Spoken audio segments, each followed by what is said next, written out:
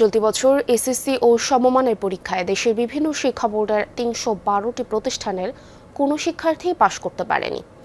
ভয়াবহ এই ফল বিপর্যয়ে ক্ষুব্ধ অভিভাবকরা প্রশ্ন তুলছেন বিদ্যালয়ের শিক্ষার মান নিয়ে। অন্যদিকে ছাত্রছাত্রীর ঝরে পড়াকে কারণ হিসেবে দুষছেন শিক্ষকরা।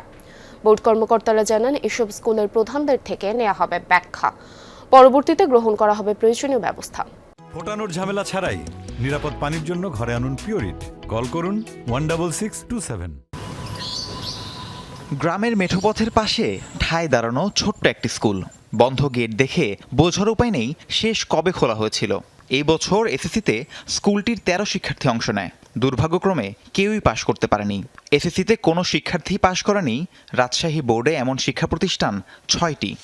শিক্ষক না ভালো, আবার আমার বিটিয়ে যা বলেছি বই দেখালে ইত্যাবু তাও কিছু বলার নাই। 11 জন পরীক্ষা দিয়েছি, 11 জন নিয়ে আপনার গণিতেই ফেল করেছি। আচ্ছা, অন্য সব সাবজেক্টেই তো পাস আছি। আইসা আপনার মনে করেন মাস্টাররা ওই অফিস ঘরে বসবে, বসে কিছুক্ষণ একটা আড্ডা দিবে, ছেলে পেলে ওই খেলাধুলা একটু করে করবে। এসএসসিতে শতভাগ পরীক্ষার্থী ফেল করেছে দিনাজপুর বোর্ডে এরকম স্কুলের সংখ্যা 18টি। তার মধ্যে একটি কুড়িগ্রাম সদরের পূর্ব কুমোরপুর আদর্শ উচ্চ বিদ্যালয়। সাইনবোর্ড ছাড়া কোনোভাবেই বোঝার উপায় নেই এটি একটি বিদ্যালয়। মাত্র একজন শিক্ষার্থী এসএসসি দিয়েও পাশ করতে পারেনি। জেলার 4টি বিদ্যালয়ে একইভাবে ফল বিপর্যয় হয়েছে। ভুতুরে বাড়ির মতো পরিবেশ দেখা যাচ্ছে। আমরা চাই এখানে উন্নয়ন হোক। যেহেতু আমাদের স্কুলের শিক্ষকের ঘাটতি ছিল, সেহেতু আমাদের রেজাল্টটা খারাপ, এখানে এই কারণে খারাপ হয়েছে। আমিও ভাবছিলাম যে এসএসসি পরীক্ষায় পাশ করবো অবশ্যই, কিন্তু রেজাল্ট যখন আসলো দেখলাম যে বিজ্ঞান সাবজেক্টে আমার ফেল হয়েছে। ঠাকুরগাঁয়ের 5টি বিদ্যালয় রয়েছে সেই তালিকায়। তাই সারা দেশে এসএসসির ফল প্রকাশের পর যখন শিক্ষক শিক্ষার্থীরা আনন্দে মেতেছে, তখন সেসব স্কুলে শুনশান নীরবতা। কয়েকটি স্কুল একেবারেই জনমানবহীন। সন্তানদের ফল বিপর্যয়ে ক্ষুব্ধ অভিভাবকরা।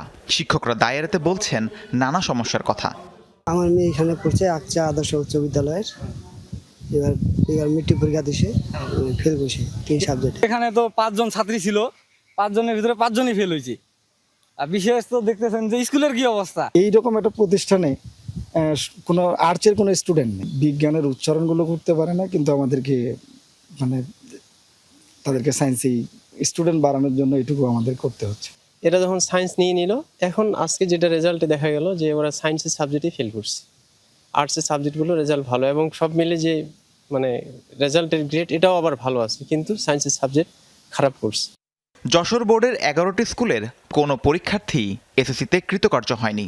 এসব বিষয়ে বোর্ড কর্মকর্তারা বলছেন, সেসব বিদ্যালয়ের প্রধানদের থেকে নেওয়া হবে লিখিত ব্যাখ্যা। সেই সাথে সরেজমিনে তদন্ত করার কথাও জানান। একজনও পাশ করে নাই, তাদের জন্য আমরা বোর্ড থেকে একটা টিম তৈরি করব। এই টিম সশরীরে গিয়ে সরেজমিনে তদন্ত করে আমাদেরকে রিপোর্ট দিবে। সেই রিপোর্ট আমরা মন্ত্রণালয়ে জানাবো। শিক্ষক আছে, শিক্ষার্থী হাতে সংখ্যা কম, কিন্তু সংখ্যা কম হওয়ার কারণেও ফেলের যে বিষয়টা, এটা আমাদের কাছে অত্যন্ত দুঃখজনক আমরা মনে করি, এবং এর বিষয়ে আমরা পরবর্তী তাদের কাছ থেকে যে লিখিত চেয়েছি, লিখিত জবাবের পরে আমরা ফলো আপ দেব। এবছর এসএসসি ও সমমানের পরীক্ষায় দেশের 312টি শিক্ষা প্রতিষ্ঠানের কোনো পরীক্ষার্থী পাশ করেনি। রাহিম সারোয়ার, যমুনা নিউজ।